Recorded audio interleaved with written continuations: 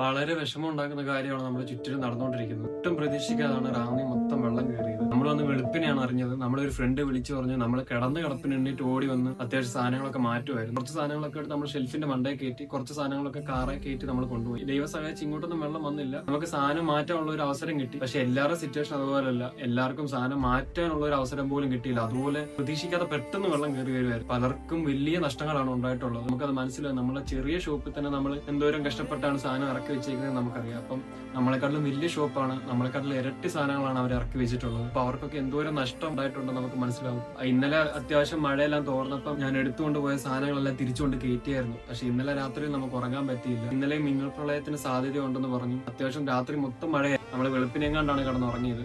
ഇപ്പൊ നിലവിൽ നമ്മൾ ഷോപ്പ് ഓപ്പൺ ആക്കിയിട്ടുണ്ട്. പക്ഷെ ഇവിടെ കറണ്ടും കാര്യങ്ങളൊന്നും ഇല്ല. എന്തായിരിക്കും അവസ്ഥയെന്ന് അറിയത്തില്ല. വെളിയിൽ മഴ പെയ്യുന്നു. ഞാൻ അത്യാവശ്യം റാന്നിലൊക്കെ പോയി നോക്കിയപ്പോൾ റോഡുകളിലൊന്നും വെള്ളം കയറിയിട്ടില്ല. എന്നാലും റോഡിന്റെ സൈഡിലുള്ള തോട്ടങ്ങളിലൊക്കെ വെള്ളം കയറി കിടപ്പുണ്ട്. പമ്പയെ വെള്ളം കൂടുവാണെന്നുണ്ടെങ്കിൽ കയറാനുള്ള സാധ്യതയുണ്ട്. ഇവിടെ അത്യാവശ്യം വെള്ളം കയറുന്ന ഒരു സ്ഥലമാണ്. ഇതുവരെ നമുക്ക് ഇവിടെ കുഴപ്പം വന്നിട്ടില്ല. ഇനിയിപ്പോ ഇരുവോ ഇല്ലയോന്നൊന്നും നമുക്ക് അറിയത്തില്ല. കുറെ പേര് ഷോപ്പിലെ നമ്പറിൽ എന്റെ പേഴ്സണൽ നമ്പറിലൊക്കെ കോൺടാക്ട് ചെയ്ത് നമ്മൾ സേഫ് ആണോ എന്ന് ചോദിക്കുന്നുണ്ട്. എല്ലാവരുടെയും കോളൊന്നും എടുക്കാൻ പറ്റിയില്ല. നമ്മൾ അത്യാവശ്യം സേഫ് ആണ്. ഇവരെ നമുക്ക് കുഴപ്പങ്ങളും കാര്യങ്ങളൊന്നുമില്ല. വിളിച്ചന്വേഷിച്ച് എല്ലാവർക്കും ഒരുപാട് നന്ദിയുണ്ട്. കേരളത്തിന്റെ എല്ലായിടത്തും ഇതുപോലെ ഇപ്പം മഴയും കാര്യങ്ങളൊക്കെ നടന്നുകൊണ്ടിരിക്കുകയാണ്. മണ്ണിടിച്ചിലൊക്കെ ഉണ്ട്. നമ്മൾ ന്യൂസിനകത്തൊക്കെ കാണുന്നത്. ഇപ്പൊ മാക്സിമം എല്ലാവരും സേഫ് ആയിട്ടിരിക്കാൻ നോക്കും. മണ്ണിടിച്ചിലുള്ള സ്ഥലത്ത് നിന്ന് മാറി നിൽക്കാൻ നോക്കുക. വെള്ളം പൊങ്ങുന്നിടത്തൊന്നും പോയി നിൽക്കാതിരിക്കുക. എന്താ എപ്പോഴാണ് നടക്കുന്നത് ഒന്നും പറയാൻ പറ്റത്തില്ല. അതുപോലെയാണ് പെട്ടെന്നല്ല റാന്നി വെള്ളം കയറി. ഓരോ വീഡിയോ കാണുമ്പോൾ നമുക്ക് ഭയങ്കര വിഷമമുണ്ട്. കാരണം നമ്മുടെ തൊട്ടപ്പുറത്താണ്. നമ്മുടെ ഇങ്ങോട്ട് വന്നില്ലെന്നേ ഉള്ളൂ. കുറച്ച് നേരം കൂടെ ഉണ്ടായിരുന്നെങ്കിൽ നമ്മുടെ ഇവിടെയും കയറിയേനും. അപ്പൊ എല്ലാവരും മാക്സിമം സേഫ് ആയിട്ടിരിക്കാൻ നോക്കുക.